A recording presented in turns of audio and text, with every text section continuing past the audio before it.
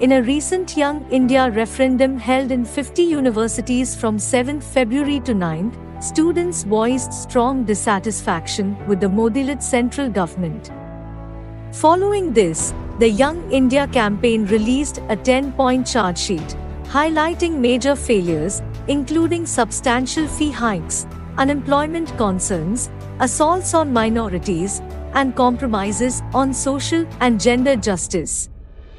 Nationally, about 1 lakh votes were polled, with 88.33% opposing yearly fee hikes, 86% denouncing insufficient hostel and scholarship provisions, and 91% rejecting the unfulfilled promise of generating 2 crore jobs annually. Talking to media, student activists said, the resounding rejection by students indicates their discontent with divisive policies and corporate attacks on education and employment. The demand for accessible education and dignified employment reverberates loudly, signaling intolerance towards the erosion of public-funded higher education institutes, attacks on democratic spaces, and inaccessibility of education. The fee hike, like for example, if you look at Bangalore University, even SC/ST students are paying about 26,000 a year, which is unusually high. This is happening because UGC is stopping providing grants because the central government is bringing in HEFA, Higher Education Funding Agency.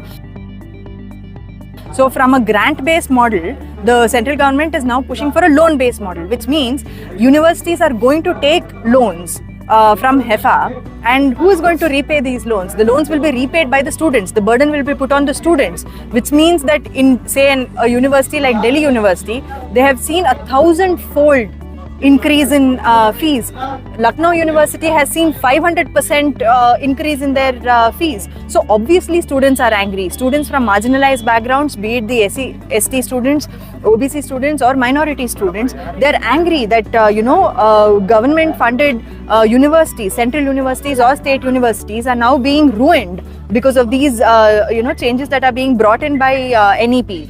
So in essence, we see that the Varna system is being brought back into fold if you're introducing NEP, FYUP or CUET. So this is the contribution of the 10 years of Modi government that we are seeing, and students and youth are rejecting this.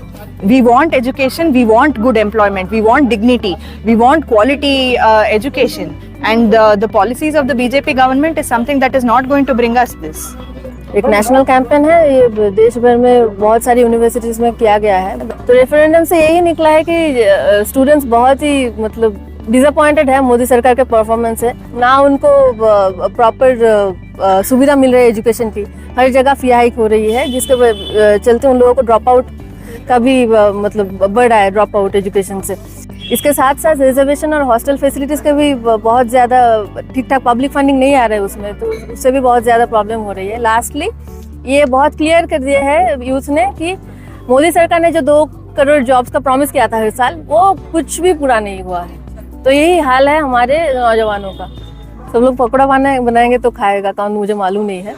और यहाँ पे दूसरी बात भी है कि इसमें कोई डिग्निटी का सवाल ही नहीं आता है। डिग्निटी तभी जॉब में होता है जब जॉब में परमानेंसी रहता है, जब जॉब में हर साल इंक्रीमेंट होता है, जब ESI PF का सुविधा रहता है, जब लीव्स प्रॉपर्ली आते हैं, जब उन लोगों को 8 घंटा काम, 8 घंटा लीजर, 8 घंटा का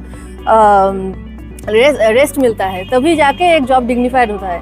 बेसिक जो लेबर राइट्स है, बेसिक जो लेबर पूरा यूनिवर्सल जो लेबर लॉज है, जो 100 साल का लेबर मूवमेंट से बना है, वो राइट्स अगर पूरा ना कर सकता है कोई सरकार, वो सरकार उस तरह के एम्प्लॉयमेंट को डिग्निफाइड एम्प्लॉयमेंट हम नहीं बोल सकते। Last budget you are seeing in the 2024, what financial minister mentioned, in the education sector they are completely decreasing year by year, that what they are giving the priority. For example, in the professional students, they are actually decreased 22% of the budget amount, and school education 20% and higher education 17%. It means they are decreasing year by year in the education field, and they are actually approaching to the corporate. Because of that, we have to fund the schools from the corporate. We are raising about that what is the job, and they did not giving the fund to the UGC and they did not rise the they every time we will talk about that communalization in the textbooks. We are actually against that all the things, sir. Sir, we are giving one chartered demand. In that demand we mentioned 10 demands. Whichever government will come next time, this is the student and youth demand in the overall nation.